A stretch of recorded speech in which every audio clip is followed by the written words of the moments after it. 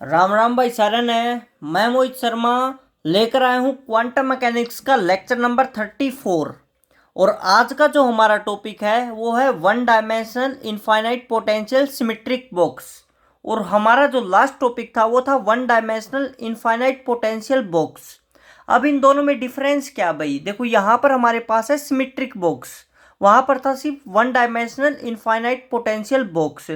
तो इन दोनों में सिर्फ इतना डिफरेंस है भाई कि जो हमारा one dimensional infinite potential box होता है उसमें जो लिमिट होती है वो जीरो से ए होती है। मतलब जीरो से ए लिमिट में हमारे पास जो पोटेंशियल होती है वो जीरो होती है।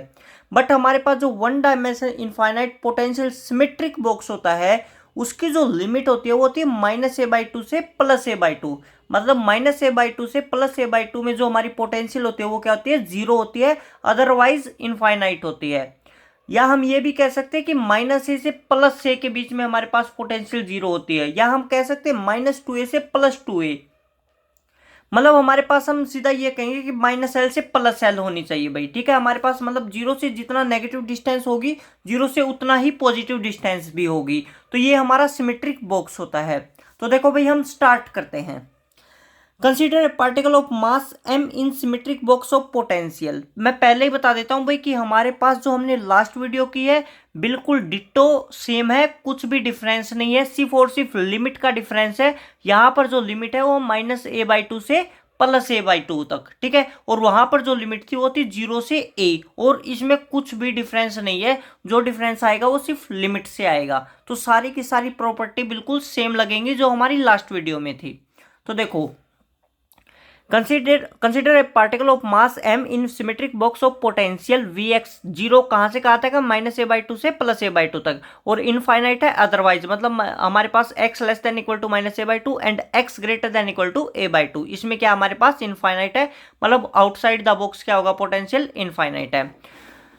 इन क्वांटम ये हमारे पास देख लो भाई, इसे ऐसे हम ड्रा कर सकते हैं। ये हमारे पास क्या हो गया, आउटसाइड द बॉक्स हो गया, ये इनफाइनाइट पोटेंशियल हो गई, ये इनफाइनाइट पोटेंशियल हो गई। मैंने एग्जांपल भी दिया था कल, समुद्र का बताया था कि कैसे हम एक समुद्र का एग्जांपल लेके एक बॉक्स बना सकते हैं जहां पर हमारे पास एक पर्टिकुलर रूम में या पर्टिकुलर क्यूब में हमारे पास जो पोटेंशियल है वो जीरो होती है और उसके आसपास हर जगह पे इनफाइनाइट पोटेंशियल होती है। इन quantum mechanics the motion of A particle is described bye Schrödinger time independent equation. हमने हर जगह पे जो हमारे पास जितनी भी श्रोडिंजर की एप्लीकेशन है वहां पे हर जगह पे टाइम इंडिपेंडेंट श्रोडिंजर इक्वेशन का यूज किया है, जो कि हम यूज करते हैं ∂2 plus 2m by h bar का square into E minus V x into psi x बराबर है 0, ठीक है। अब देखो भाई हमारे पास यहाँ पे हमारे पास पोटेंशियल कितनी है, जीरो है। हम सिर्फ और सिर्फ इस पार्ट को ही ले सकते हैं जहां पर हमारे पास पोटेंशियल क्या हो, जीरो हो। यहाँ पर तो पोटेंशियल इनफाइनाइट है भाई, यहाँ पर तो पार्टिकल के पाए जाने की जो प्रोबेबिलिटी है वो जीरो है। तो यहाँ पर अगर पार्टिकल ही नहीं पाया जाएगा तो इस रीजन की हम बात ही नहीं करेंगे, हम सिर्फ उस रीजन की बात करेंगे जहां पर पार्टिकल पाया जाएगा। ओके, तो पार्टिकल कहाँ पा सकता है, सिर्फ -a/2 से +a/2 के बीच में पाया जा सकता है। तो इनसाइड द बॉक्स Vx क्या है, जीरो है। तो ∂2 प्लस 2me अपॉन में h bar square Sai x बराबर क्या हो गया, जीरो हो गया। इसको क्या मान लेंगे, के स्क्वायर। के क्या हमारा प्रोपेगेशन कांस्टेंट है। जो एप्लीकेशन की पहली वीडियो थी उसमें मैंने बताया था कि हम इसको के क्यों मानते हैं, ठीक है, वहां जाकर देखना पड़ेगा। फिर आ रहा भी हमारे पास ∂2 प्लस के स्क्वायर साई एक्स बराबर 0 हो गया। फिर के बराबर क्या है, √2me upon h bar square हो गया। तो जनरल सॉल्यूशन क्या हो जाएगा हमारे पास, साई एक्स बराबर हो जाएगा a साइन के एक्स प्लस बी कोस के एक्स, ठीक है। ये भी हमने पहली वीडियो में कर चुके हैं कि हमारे पास जो जनरल सॉल्यूशन है वो कई बार हमारे पास a साइन के एक्स प्लस बी कोस के एक्स बनता है, कई बार हमारे पास ए ई की पावर आयोटा के एक्स प्लस बी ई की पावर माइनस आयोटा के एक्स बनता है, और कई बार हमारे पास बनता है ए ई की पावर के एक्स प्लस बी ई की पावर माइनस के एक्स। मतलब हमारे पास यहाँ पर जो बना वो रियल बना, और जहां पर ई की पावर आयोटा की फॉर्म में आ जाएगा वो कॉम्प्लेक्स होगा, ऑसिलेटरी मोशन होगा वहां पे, ठीक है। ये हम सारा बता चुके हैं कि कब डीके प्रोसेस होता है, कब ऑसिलेटरी मोशन होता है। ये आपको फर्स्ट वीडियो सेकंड वीडियो देखनी पड़ेगी जहां से हमने एप्लीकेशन स्टार्ट की थी। तो जनरल सॉल्यूशन क्या हो जाएगा हमारे पास, साई एक्स बराबर हो जाएगा ए साइन के एक्स प्लस बी कोस के एक्स हो जाएगा। वेयर ए एंड बी क्या है, आर्बिट्रेरी कांस्टेंट है, और ए और बी की वैल्यू हम किसकी हेल्प से निकाल सकते हैं, बाउंड्री कंडीशन की हेल्प से निकाल सकते हैं। अब बाउंड्री कंडीशन देखो क्या है भाई हमारे पास, यहाँ पर इस टॉपिक में हमारे पास दो बाउंड्री कंडीशन है, ठीक है, और दो ही कॉन्स्टेंट है, ए और बी क्या है, दो कांस्टेंट है तो दो कांस्टेंट है तो दो बाउंड्री कंडीशन होगी। ये बात हमेशा याद रखो भाई, इन टॉपिक्स में श्रोडिंगर की जो एप्लीकेशन चल रही है इनमें जितने नंबर ऑफ कांस्टेंट होंगे उतनी ही बाउंड्री कंडीशन होगी। अगर हमें मान लेते हैं कि गिवन नहीं होती तो हमें जनरेट करना पड़ेगा, हमें ये देखना पड़ेगा कि कहां पर कौन सी बाउंड्री कंडीशन एप्लीकेबल हो रही है। तो यहां पर देखो भाई हमारे पास दो बाउंड्री कंडीशन कैसे बन रही है, एक तो हमारे पास -a/2 पर जो हमारे पास पोटेंशियल वो इनफाइनाइट हो रही है, और हमें पता है कि इनफाइनाइट पोटेंशियल के ऊपर वेव फंक्शन क्या होता है, जीरो होता है। तो एक तो ये कंडीशन बनेगी कि -a/2 के ऊपर जो वेव फंक्शन है वो जीरो है। एक हमारे पास +a/2 पर जो वेव फंक्शन है वो क्या है, जीरो है, क्योंकि हमारे पास -a/2 और +a/2 पर इनफाइनाइट पोटेंशियल है, और इनफाइनाइट पर वेव फंक्शन क्या होता है, जीरो होता है। तो दो बाउंड्री कंडीशन बन गई। दोनों बाउंड्री कंडीशन का यूज हम इक्वेशन नंबर 2 में करेंगे, ए और बी की वैल्यू फाइंड आउट करेंगे। तो देखो यूजिंग फर्स्ट बाउंड्री कंडीशन, हमारे पास फर्स्ट बाउंड्री कंडीशन हमारे पास क्या हो जाएगा, एट x बराबर -a/2 पर वेव फंक्शन क्या है, जीरो है। तो हमारे पास जहां जहां पर x है वहां पे -a/2 पुट कर दो, और साई इंटू में क्या आ जाएगा, -a/2 बराबर हो जाएगा a sin k into -a/2 plus b cos k into -a/2। ये हमारे पास क्या है, जीरो हो गया। यहाँ से हमारे पास साइन माइनस का थीटा कितना होता है, साइन माइनस थीटा होता है हमारे पास माइनस साइन थीटा। तो हमारे पास क्या हो जाएगा, -a sin k/2 ka/2, ठीक है, प्लस, और कोस माइनस थीटा होता है प्लस कोस थीटा। तो हमारे पास क्या हो जाएगा, b cos ka/2 हो जाएगा। और सेकंड ये इक्वेशन नंबर 3 होगी। सेकंड बाउंड्री कंडीशन थी कि एट x बराबर a/2 के ऊपर साई क्या हो जाएगा, जीरो हो जाएगा। तो इक्वेशन नंबर सेकंड में जहां जहां पर x है वहां पे a/2 पुट करो, हमने पुट कर दिया। तो यहां से हमारे पास साई a/2 क्या होता है, जीरो होता है। तो जीरो बराबर क्या आ जाएगा, a sin ka/2 plus b cos ka/2 आ जाएगा। अब इक्वेशन नंबर 3 और इक्वेशन नंबर 4 को ध्यान से देखो, एक बार ऐड कर दो और एक बार सब्ट्रैक्ट कर दो। जब हम ऐड करते हैं इक्वेशन नंबर 3 और 4 तो हमें मिलता है 2b cos ka/2 बराबर जीरो, और जब हम सब्ट्रैक्ट करते हैं तो हमें मिलता है 2a sin ka/2 बराबर है जीरो हो गया। अब देखो भाई यहाँ पर हम क्या लिखते हैं, ऐसी कंडीशन में हम लिखते हैं या तो b बराबर जीरो हो सकता है या cos ka/2 बराबर जीरो हो सकता है। इसमें भी या तो a बराबर जीरो हो सकता है या sin ka/2 जीरो हो सकता है। तो देखो a and b can not be zero simultaneously. Simultaneously का मतलब क्या है कि हमारे पास हम एक साथ ही ये नहीं मान के चल सकते कि a, यहाँ पर मान लो हमने मान लिया कि b जीरो है और यहाँ पर हमने मान लिया कि a जीरो है, तो हमारा बिल्कुल जो निकालने का तरीका वो बिल्कुल गलत होगा। भाई गलत क्यों होगा, क्योंकि मान लो आपने मान लिया कि b यहाँ पे जीरो है और a यहाँ पे जीरो है।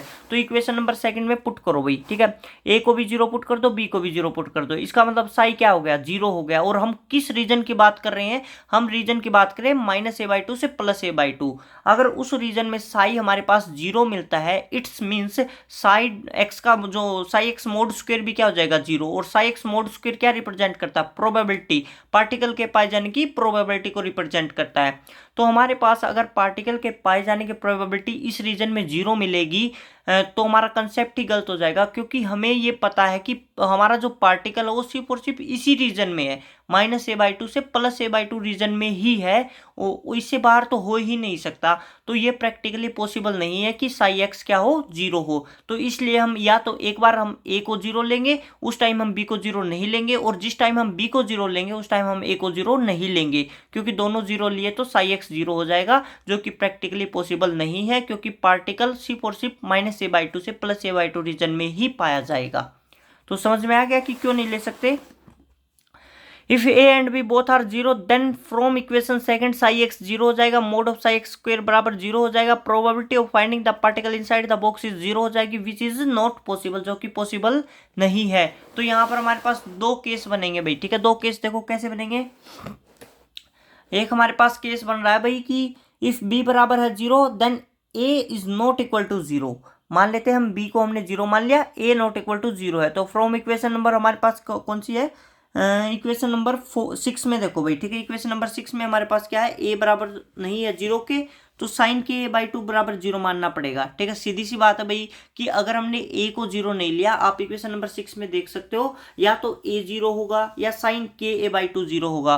तो हमने a को तो जीरो लिया नहीं, तो इसका मतलब क्या है, साइन ka/2 ही जीरो हो सकता है। तो हमारे पास क्या आ जाएगा, साइन ka/2 बराबर हो जाएगा साइन n1 पाई। n1 से क्यों रिप्रेजेंट किया, क्योंकि जब हम b को जीरो मानेंगे, सॉरी, जब हम a को जीरो मानेंगे और b को नॉट इक्वल टू जीरो मानेंगे, तो वहां पर हम n2 से रिप्रेजेंट करेंगे, जो आएगा उसको n2 से रिप्रेजेंट करेंगे, इसलिए यहाँ पे हमने n1 लिया है।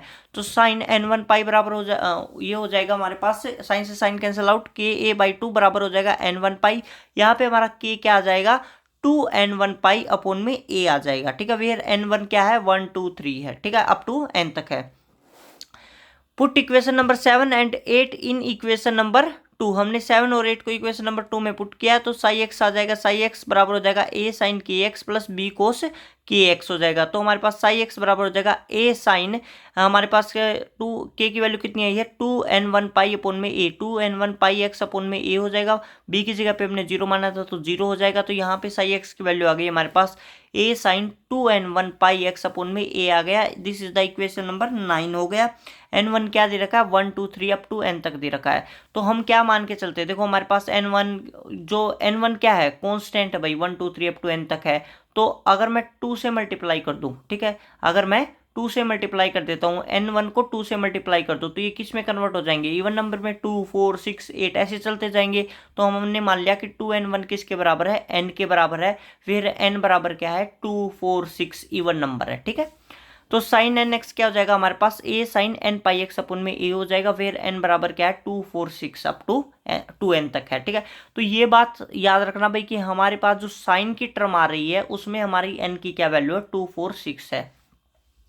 फिर हम कर देते हैं भाई नॉर्मलाइज्ड। हमने जो हमारा इससे पहले का जो वीडियो था one dimension infinite potential box, उसमें भी नॉर्मलाइजेशन किया था, यहाँ पर भी नॉर्मलाइजेशन करेंगे। उसमें जो लिमिट थी वो थी 0 से a, यहाँ पर जो लिमिट है -a/2 से +a/2 है। तो लिमिट कर दिया हमने -a/2 से +a/2 और हमारे पास नॉर्मलाइजेशन की कंडीशन होती है इंटीग्रेशन ऑफ -a/2 से +a/2 Sai star x Sai x D x बराबर है 1 होता है। इनकी वैल्यू पुट करो। साई स्टार एक्स हमारे पास क्या है a sin N pi X upon में a है, क्योंकि हमारे पास ये क्या है रियल है तो साई स्टार बराबर साई हो जाएगा। तो इसको आप ये भी लिख सकते हो मोड ऑफ साई एक्स का स्क्वायर। तो क्या आ जाएगा a square sin square N pi X upon में a डी एक्स बराबर 1 हो जाएगा। अब साइन स्क्वायर थीटा का हम डायरेक्ट इंटीग्रेशन कर नहीं सकते तो इसको क्या कर लेंगे ब्रेक भी कर सकते हैं कि 1 minus cos 2 theta divide by 2 हो जाता है, ठीक है। तो यहाँ से देखो भाई हमारे पास पहले हम क्या लगा देते हैं इवन की कंडीशन लगा देते हैं, क्योंकि हमारे पास साइन स्क्वायर थीटा क्या होता है इवन फंक्शन, और इवन फंक्शन की क्या कंडीशन होती है कि 2 से मल्टीप्लाई कर देते हैं और लिमिट क्या कर देते हैं हाफ कर देते हैं। तो हमने क्या किया 2 से मल्टीप्लाई किया और लिमिट 0 से a हो गई, ठीक है, हाफ हो गई। मतलब यहाँ पे क्या हो जाएगी लिमिट 0 से a/2 हो जाएगी। तो हमारे पास आ जाएगा 2 से मल्टीप्लाई लिमिट हाफ हो गई 0 से a/2 sine square N pi x by a dx बराबर 1 हो गया। अब देखो भाई हमारे पास जो साइन स्क्वायर थीटा होता है 1 minus cos 2 theta divide by 2 होता है। तो 2 a स्क्वायर इंटीग्रेशन 0 से a/2 1 minus cos 2 n pi x by a divide by 2 dx बराबर 1 हो गया। 1 का अलग इंटीग्रेशन कर देंगे, कोस 2 थीटा का अलग इंटीग्रेशन कर देंगे। इंटीग्रेशन आपको आता ही होगा, बिल्कुल ईजी है। देखो आगे यहाँ से भी हमारे पास जब हम इंटीग्रेशन करके लिमिट पुट कर देते हैं तो हमारे पास आ जाता है a स्क्वायर। यहाँ पे आप हम एक्स का डी एक्स का इंटीग्रेशन करेंगे तो x आएगा, लिमिट पुट करोगे तो a/2 माइनस कोस 2 थीटा का करोगे तो sin 2 theta divide by theta आ जाता है। थीटा की जगह पे क्या है 2n pi x by a है, ठीक है। तो हमारे पास क्या आ जाएगा sine 2n pi x by a और थीटा का करोगे तो हमारे पास 2n पाई बाई a हो जाएगा। लिमिट हो जाएगी 0 से a/2 और बराबर है 1 हो गया। तो लिमिट पुट कर दो भाई a स्क्वेयर a/2 माइनस यहाँ से हमारे पास ये ऊपर चला जाएगा तो a/2 n पाई हो जाएगा sine 2n pi upon a की जगह पे x की जगह पे a/2 पुट करो और x की जगह माइनस x की जगह पे 0 पुट करो तो साइन 0 बराबर हो गया 1 हो गया। तो सब कुछ जितना कट रहा है उसको काट दो। साइन n पाई क्या हो जाएगा हमारे पास 0 हो जाएगा, क्योंकि साइन पाई 2 पाई 3 पाई 4 पाई सारी क्या होती है 0 होती है। तो ये टर्म तो सारी क्या हो जाएगी 0 हो जाएगी। क्या बच गया सिर्फ a स्क्वायर इंटू a/2 बच गया जो कि बराबर है 1 के है। तो a की value under the root 2/a आ गई। लास्ट वीडियो में हमने जब नॉर्मलाइजेशन कांस्टेंट निकाला था तो उसमें भी रूट a/2 ही आई थी, सॉरी रूट 2/a ही आई थी, ठीक है। a/2 गलत बोल दिया मैंने, अंडर द रूट 2/a, ठीक है। तो पुट इन इक्वेशन नंबर 10 में पुट कर दो है। द नॉर्मलाइज्ड वेव फंक्शन क्या आ गया साइन एन एक्स बराबर हो गया under the root 2/a sine N pi x upon में a आ गया। फिर n बराबर है 2 4 6। अब याद करो जो हमने पहले वीडियो की थी one dimension infinite potential box, उसमें भी वेव फंक्शन क्या था under the root 2/a sine N pi x upon में a ही आया था। वहां पर जो n की वैल्यू थी वो थी 1 2 3 अप टू n तक थी। यहाँ पर है 2 4 6 अप टू 2n तक है, मतलब इवन नंबर है, ठीक है। अब ये तो आ गया भाई। अब जो बीच में बच गए 1 3 5 वो कहाँ गए, ठीक है, वो भी निकालेंगे। और हमारे पास एक कंडीशन और बची हुई है कि सेकंड बचा हुआ है जहां पर हमें a को 0 मानना है और b को नॉट इक्वल टू 0 मानना है। इस केस में जो हमें n मिलेगा वो मिलेगा 1 3 5, ठीक है। तो देखो इफ a बराबर है 0 and then b not equal to 0, तो फ्रॉम इक्वेशन नंबर 5 में देखो हमारे पास 2b cos k बाई 2 बराबर 0, इक्वेशन नंबर 5 ये थी। यहाँ पर हमें या तो b 0 मिलता या cos k बाई 2 0 मिलता। b 0 हो नहीं सकता तो cos k बाई 2 क्या हो जाएगा, 0 हो जाएगा। तो cos k a बाई 2 बराबर 0 हो गया। तो cos k a बाई 2 बराबर हो जाएगा cos 2n2 plus 1 into pi by 2। हमने पहले में n1 मान लिया था तो यहाँ पे n2 मान लेंगे। तो k a बाई 2 बराबर क्या आ जाएगा, 2n2 प्लस 1 इंटू में पाई बाई 2 आ गया। तो हमारे पास 2 से 2 कैंसिल आउट हो गया। के बराबर आ गया 2n2 plus 1 into pi by A, ये ए है इधर आ गया, ये 2 से 2 ये वाला कैंसिल आउट हो गया। फिर n2 बराबर क्या है हमारे पास यहाँ पे 0 1 2 3, ठीक है। यहाँ पे 0 से स्टार्ट है भाई, ठीक है, रिमेंबर रखना कहाँ से स्टार्ट है, 0 1 2 3 अप टू n तक है।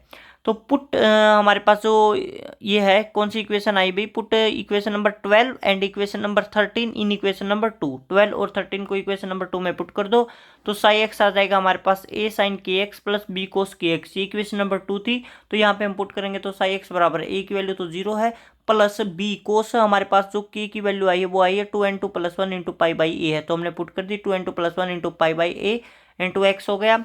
तो यहाँ से साई एक्स क्या हो गया, साई एक्स बराबर हो गया B cos 2n2 plus 1 into pi by A X आ गया। वेयर n2 बराबर क्या है, 0 1 2 अप टू n तक है।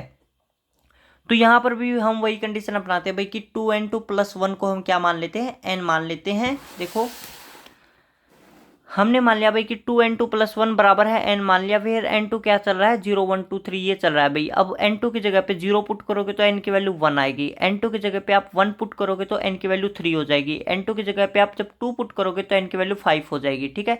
तो हमारे पास साई एक्स बराबर क्या हो जाएगा, b कोस n पाई एक्स अपन में a हो गया। फिर n बराबर क्या है 1 3 5 7 अप टू आगे तक ओड नंबर तक चलती जाएगी, ठीक है। तो normalization of this wave function, जब हम इसका नॉर्मलाइज करोगे आप जब इसका नॉर्मलाइज करोगे लिमिट क्या रखोगे, -a/2 से +a/2 Sai star x Sai x D x बराबर 1 हो जाएगा। तो यहाँ पे क्या हो जाएगा, mod of B square cos square N pi x by A हो जाएगा हमारे पास। जब आप कोस थीटा को हम, ठीक है, ब्रेक कर सकते हो 1 plus cos 2 theta divide by 2 में, और दोनों का अलग अलग कर सकते हो, ठीक है। इंटीग्रेशन करोगे तो जो हमारे पास सेकंड टर्म है उसका क्या हो जाएगा, 0 ही आएगा। जो हमारे पास लिमिट पुट करोगे तो उसका 0 आएगा। और सिमिलरली जो सेम प्रोसेस ये वाला हुआ था, जैसे यहाँ पे ये हुआ था, ये पार्ट हमारा 0 हो गया था तो उसमें भी ये पार्ट 0 ही हो जाएगा। और हमारे पास सिंपल ये a/2 ही बचेगा। तो a स्क्वायर इंटू a/2 बराबर 1 हो गया। a की वैल्यू वहाँ पे भी √2/a ही आएगी, ठीक है। तो यहाँ पे भी हम लिख सकते हैं कि सिमिलरली हमारे पास जो b की वैल्यू आएगी वो भी √2/a आएगी। तो साइन nx क्या हो जाएगा हमारे पास, √2/a कोस n पाई एक्स अपन में a, वेयर n बराबर आ गया 1 3 5। तो यहाँ पर हमें 2 वेव फंक्शन मिले हैं। एक वेव फंक्शन मिला है हमें √2/a साइन n पाई एक्स अपन में a, और एक मिला हमें √2/a कोस n पाई एक्स अपन में a। ये हमारे पास यहाँ पर n वाले में हमारे पास है 2 4 6, और यहाँ पर हमारे पास जो कोस है उसमें हमारे पास n बराबर है 1 3 5, ठीक है। साइन में आएगा 2 4 6 और मतलब इवन, और कोस वाले में आएगा ओड, ठीक है। इसको भी आगे ओपन करके दिखाएंगे, ठीक है। इसका जो सबसे बेस्ट यूज है मैं वो नेक्स्ट पेज के ऊपर बताऊंगा। तो आइगन वैल्यू देखो भाई, एनर्जी आइगन वैल्यू क्या हो जाएगी हमारे पास, फ्रॉम इक्वेशन नंबर 8 पे जाओ। इक्वेशन नंबर 8 में हमारे पास k बराबर आया था 2n1 पाई अपन में a आया था। और फ्रॉम इक्वेशन 13 में जाओ, वहां पे हमारे पास जो k मिला था हमें वो मिला था 2n2 plus 1 into pi by a मिला था। यहाँ पर n1 था 1 2 3, और यहाँ पे n2 है वो 0 1 2 3 था। तो यहाँ पर हमने क्या माना, k बराबर है n पाई अपन में आ गया, क्योंकि हमने 2n1 को n मान लिया था। फिर n बराबर है 2 4 6 है, और यहाँ पर k बराबर क्या था, n पाई अपन में a है। फिर k बराबर है 1 3 5 है, क्योंकि हमने 2n2 प्लस 1 को क्या मान लिया था, n मान लिया था, ठीक है। तो k क्या आ गया था, 1 3 5 हो गया था। तो इन दोनों को कंपेयर कर दो भाई, ठीक है। देखो ये भी इक्वल है, ये भी इक्वल है, ठीक है। तो दोनों को मर्ज कर दो, मर्ज करोगे तो क्या आ जाएगा, k बराबर हो जाएगा n पाई अपन में a हो जाएगा। फिर n बराबर क्या है 1 2 3 अप टू n तक हो जाएगा, क्योंकि हमारे पास देखो 1 3 5 ये है, 2 4 6 ये है। तो मर्ज होकर क्या हो जाएगा, n बराबर हो जाएगा 1 2 3 4 5 6 अप टू n तक। स्क्वेयरिंग बोथ साइड, के स्क्वेयर बराबर हो गया n स्क्वेयर पाई स्क्वेयर अपन में a स्क्वेयर। के स्क्वेयर की वैल्यू आप लोगों को पता है 2m अपन h बार स्क्वेयर होती है, बराबर हो जाएगा n स्क्वेयर पाई स्क्वेयर अपन a स्क्वेयर। तो en की वैल्यू क्या आ गई भाई, n square pi square h bar square अपन 2m a स्क्वेयर आ गई, जो कि हमारे पास बिल्कुल सिमिलरली है किसके जैसी, one dimensional infinite potential box के जैसी है। ठीक है, तो ये बात तो देखो, जो हमारा वेव फंक्शन है, वेव फंक्शन में क्या चेंज आया? वेव फंक्शन में हमारे पास वहां पर तो सिर्फ एक वेव फंक्शन था, √2/a sin n πx अपन में a, फिर n बराबर है 1 2 3 अप टू n।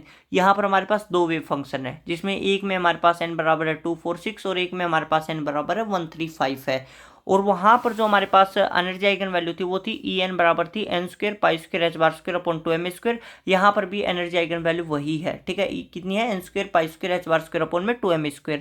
ये बिल्कुल माइंड में सेट होने चाहिए भाई। ठीक है, ये सबसे बेसिक पार्ट है, ये तो बिल्कुल माइंड में सेट होनी चाहिए। इसके लिए दिमाग नहीं लगाना आपको कि क्या एनर्जी आइगन वैल्यू होती है, क्या वेव फंक्शन होता है। ये तो डायरेक्ट जैसे हमें ABCD याद है ना, आपको ऐसे ही ये फॉर्मूले याद होने चाहिए। ठीक है, हम इसका क्वेश्चन में डायरेक्ट यूज करेंगे। n बराबर है 1 2 3 अप टू n तक। अगर आप इसको और ओपन करोगे तो h बार क्या हो जाएगा? h अपन में 2 पाई होता है, तो वैल्यू पुट कर लेना। ठीक है, आगे देखो, जो मैं बताना चाह रहा था कि हमारे पास डिफरेंट डिफरेंट वेव फंक्शन का कैसे यूज है। देखो, जो मेन यूज है वो ये है भाई, डायरेक्ट क्वेश्चन बनता है। डायरेक्ट क्वेश्चन कैसे बनेगा? ठीक है, गेट में भी क्वेश्चन डायरेक्ट बना है कि उसने लिखा कि हमारे पास one dimensional symmetric potential box है। क्या है? One dimensional infinite symmetric potential box है, तो उसकी ग्राउंड स्टेट क्या होगी? अब बच्चों ने क्या किया भाई कि ग्राउंड स्टेट पूछ लिया उसने, और बच्चों ने सिमेट्रिक वाला तो पढ़ नहीं रखा था, वन डायमेंशनल बॉक्स पढ़ रखा था। अब वन डायमेंशनल बॉक्स, सीधी सी बात है, सारे बच्चे क्या करेंगे? n की जगह पे 1 पुट कर देंगे और ग्राउंड स्टेट को लिख के आ जाएंगे √2/a sin πx/a लिख देंगे। ठीक है, और जिन बच्चों ने ये टॉपिक पढ़ रखा था सिमेट्रिक पोटेंशियल बॉक्स, उनको पता है कि हमारे पास अगर हम n बराबर है 1 पुट करते हैं, ओड नंबर पुट करते हैं, तो सिमेट्रिक बॉक्स में हमारे पास जो ग्राउंड स्टेट बनेगी वो कोस की फॉर्म में बनेगी, √2/a cos πx/a बनेगी। ठीक है, तो ये जो मेन रीजन था भाई, ठीक है, बताने का कि जो ग्राउंड स्टेट है सिमेट्रिक पोटेंशियल बॉक्स में हमारे पास वो होती है psi1x बराबर होगा √2/a cos πx/a होगी। और एनर्जी आइगन वैल्यू तो जो वहां पर होती है वही यहाँ पे होगी भाई। एनर्जी आइगन वैल्यू में कोई चेंजमेंट नहीं आएगा। सिमिलरली फर्स्ट एक्साइटेड स्टेट में n बराबर क्या होगा? 2, और 2 जहां पर होता है हमें पता है कि हमारे पास इवन नंबर के केस में साइन आता है, तो साइन psi2x बराबर हो जाएगा √2/a sin 2πx अपन में a हो जाएगा। n बराबर 3 के लिए हो जाएगा psi3x बराबर हो जाएगा √2/a cos 3πx/a and up to so n। फिर देखो भाई क्या हो जाएगा हमारे पास, अब इसका ग्राफ भी बना लेते हैं। ठीक है, ग्राफ हमारे पास जो हमने लास्ट वीडियो में बनाए थे वन डायमेंशनल बॉक्स में, वो बिल्कुल सेम वैसे ही बनेंगे। ठीक है, जब हमारे पास वन डायमेंशनल के लिए देखो, जो हमारे पास ग्राउंड स्टेट है उसमें क्या हो जाएगा? psi1x बराबर होता है √2/a cos πx/a होता है। तो हमारे पास क्या करेंगे? x की जगह पे -a/2, x की जगह पे 0, x की जगह पे +a/2 पुट करो, तो हमारे पास 0 √2/a 0 ये आएगा। तो ग्राफ बनेगा ऐसे इस फॉर्म में। ठीक है, फर्स्ट एक्साइटेड स्टेट के लिए आप क्या क्या पुट करोगे? -a/2, -a/4, 0, a/4, a/2। ठीक है, और हमारे पास जो लिमिट्स वैल्यू आएंगी psi2x की, -a/2 पे 0 हो जाएगी, -a/4 पे माइनस का √2/a आएगा, 0 पे 0 आ रहा है, a/4 पे कितना आ रहा है? √2/a आ रहा है, a/2 पे 0 आ रहा है। तो आप ग्राफ बनाओगे तो ये फॉर्म बनेगी ऐसे। ठीक है, सिमिलरली आप psi3x निकालोगे तो क्या क्या पुट कर दोगे? इसको ऐसे भी कर सकते हो, -3a/6, -2a/6, -a/6, 0, a/6 में हमारे पास +2a/6, +3a/6। ठीक है, ऐसे पुट कर सकते हो, तो आपको जो रिजल्ट मिलेंगे वो ये वाले मिलेंगे, और जो ग्राफ बनेगा वो ये वाला बनेगा। ठीक है, ये वाला। ओके, अगर प्रोबेबिलिटी निकालना चाहते हो तो आपको पता है कि प्रोबेबिलिटी कभी भी नेगेटिव में नहीं होती, ऑलवेज पॉजिटिव होती है, तो हमारे पास ऑलवेज पॉजिटिव बनेगी। ठीक है, क्योंकि हमारे पास प्रोबेबिलिटी क्या होती है? मोड ऑफ साई एक्स का स्क्वायर होती है। तो यहाँ पर अगर √2/a था तो उसका स्क्वायर करेंगे तो 2/a, यहाँ पे 2/a हो जाएगा। इस पर भी जो प्रोबेबिलिटी बनेगी वो इस लाइन से ऊपर ही बनेगी, क्योंकि नेगेटिव तो होती नहीं है, तो ऊपर के ऊपर ऐसे बन जाएगी। इस पर भी जो प्रोबेबिलिटी की बनेगी वो ऊपर ही बनेगी, क्योंकि ये नेगेटिव होती नहीं है। यहाँ पे जैसे नेगेटिव है ना, नेगेटिव भी है और पॉजिटिव भी है, तो यहाँ पे सिर्फ और सिर्फ पॉजिटिव ही रहेगा, 0 से ऊपर ही रहेगा। ठीक है, तो ये भाई हमारा टॉपिक होता है खत्म। जो हमारा नेक्स्ट टॉपिक है वो है पोटेंशियल स्टेप और सिंगल स्टेप बैरियर, जो कि हम करेंगे नेक्स्ट वीडियो में। अगर आपको वीडियो पसंद आती है तो लाइक करें, शेयर करें। Okay, thank you.